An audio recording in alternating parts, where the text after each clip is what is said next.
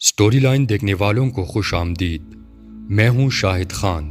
ناظرین، آج ہم اس ویڈیو میں آپ کو ان بھارتی جاسوسوں کے بارے میں بتائیں گے جو پاکستان میں پکڑے گئے۔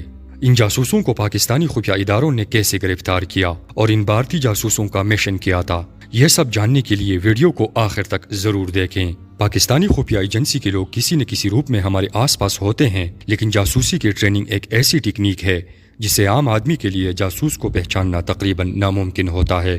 جاسوسی کی دنیا میں پاکستان اور بھارت ہمیشہ ایک دوسرے سے آگے نکلنے کی کوشش میں رہتے ہیں۔ انڈیا نے اس خواہش کو پورا کرنے کے لیے پاکستان میں مختلف اوقات میں اپنے جاسوس بھجوائے جو اکثر پکڑے گئے، جن میں کچھ سال پہلے پکڑا جانے والا جاسوس کلبھوشن یادو بھی ہے۔ پاکستان نے مارچ 2016 میں کلبھوشن یادو کی گرفتاری کی خبر کے ہمراہ ایک ویڈیو بھی جاری کی، جس میں وہ اپنے اعترافی بیان میں کہتے ہیں کہ وہ انڈین نیوی کے حاضر سروس افسر ہیں اور بلوچستان میں ان کی آمد کا مقصد ان بلوچ علیحدگی پسندوں سے ملاقات تھی جنہیں انڈیا امداد مہیا کرتا ہے۔ کلبھوشن یادو نے حسین مبارک پٹیل کا نام اختیار کیا ہوا تھا اور بلوچستان میں ایران کی سرحد سے داخل ہوئے تھے۔ پاکستان نے کلبھوشن یادو کی گرفتاری کے بعد ایران سے مطالبہ کیا کہ وہ اپنی سرزمین کو پاکستان کے خلاف استعمال نہ ہونے دے۔ کلبھوشن یادو شاید پہلے ایسے بھارتی جاسوس تھے جو پنجاب سے باہر پکڑے گئے۔ ماضی میں اکثر بھارتی جاسوس پنجاب کے مختلف علاقوں سے گرفتار ہوئے اور ان کی اکثریت کا تعلق بھارتی پنجاب سے تھا۔ سربجیت سنگھ کو پاکستان کے خفیہ اداروں نے اگست 1990 میں گرفتار کیا تھا۔ انڈیا کا موقف تھا کہ نشے میں دھت ایک پنجابی کاشتکار کھیتوں میں ہل چلاتے ہوئے غلطی سے سرحد پار کر گیا تھا۔ پاکستان نے سربجیت سنگھ کے خلاف فیصل آباد، ملتان اور لاہور میں دھماکوں کے الزامات میں مقدمہ چلایا اور اسے موت کی سزا سنائی گئی۔ فوجی حکمران پرویز مشرف کے اقتدار کے دوران جب انڈیا پاکستان کے مابین جامع مذاکرات کا سلسلہ جاری تھا تو اس وقت انڈیا میں کچھ غیر سرکاری تنظیموں نے سربجیت سنگھ کی رہائی کی مہم چلائی اور کئی بار ایسا لگا کہ حکومت پاکستان ان کو رہا کر دے گی، لیکن مذاکرات کی ناکامی کے بعد سربجیت سنگھ کی رہائی بھی کٹائی میں پڑ گئی۔ سربجیت 2013 میں کوٹ لکھپت جیل میں قیدیوں کے ایک حملے میں زخمی ہو گئے اور جانبر نہ ہو سکے۔ سربجیت سنگھ کی لاش کو انڈیا کے حوالے کیا گیا اور انڈیا کی حکومت نے سربجیت سنگھ کو سرکاری اعزاز کے ساتھ دفن کیا۔ کشمیر سنگھ 1973 میں پاکستان میں جاسوسی کے الزام میں گرفتار ہوئے اور جب پاکستان کی جیلوں میں 35 برس گزارنے کے بعد انہیں 2008 میں رہا کیا گیا تو انڈیا میں ان کا شاندار خیر مقدم کیا گیا۔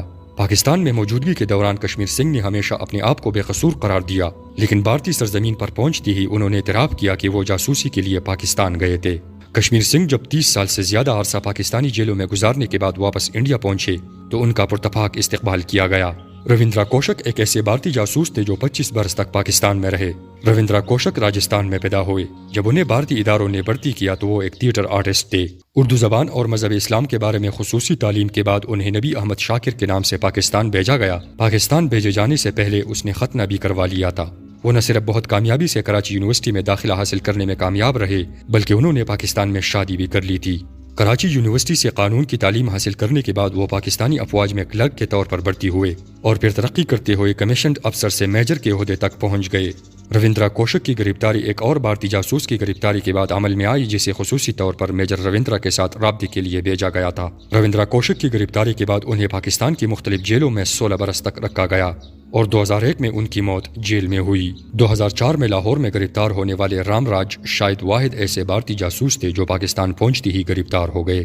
انہیں 6 برس تک قید کی سزا ہوئی اور جب وہ اپنی سزا کاٹ کر واپس انڈیا پہنچے تو انہیں بھارتی اداروں نے پہچاننے سے انکار کر دیا۔ وہ پاکستان آنے سے پہلے 18 برس تک بھارت کے خفیہ اداروں میں کام کر چکے تھے۔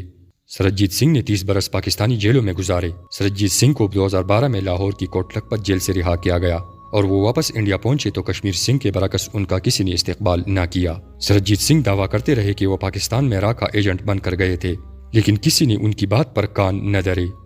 سربجیت سنگھ نے اپنی رہائی کے بعد بات کرتے ہوئے بھارتی حکومت کے رویے پر غم و غصے کا اظہار کیا تھا۔ انہوں نے کہا کہ بھارتی حکومت ان کی غیر موجودگی میں ان کے خاندان کو 150 روپے ماہانہ پینشن ادا کرتی تھی، جو اس بات کا ثبوت ہے کہ وہ را کے ایجنٹ تھے۔ گربخش رام کو 2006 میں 19 دوسرے بھارتی قیدیوں کے ہمراہ کوٹ لکھپت جیل سے رہائی ملی۔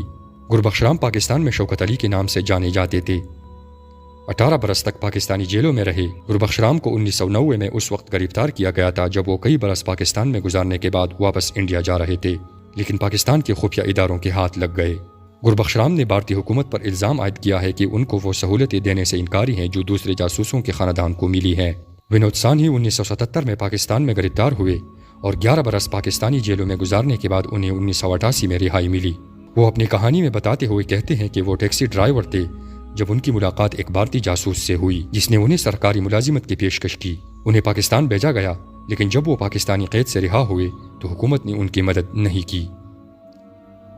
ہمارے ساتھ جڑے رہنے کا شکریہ۔ بہت جلد ایک اور ایکسائٹنگ ویڈیو کے ساتھ حاضر ہوں گے۔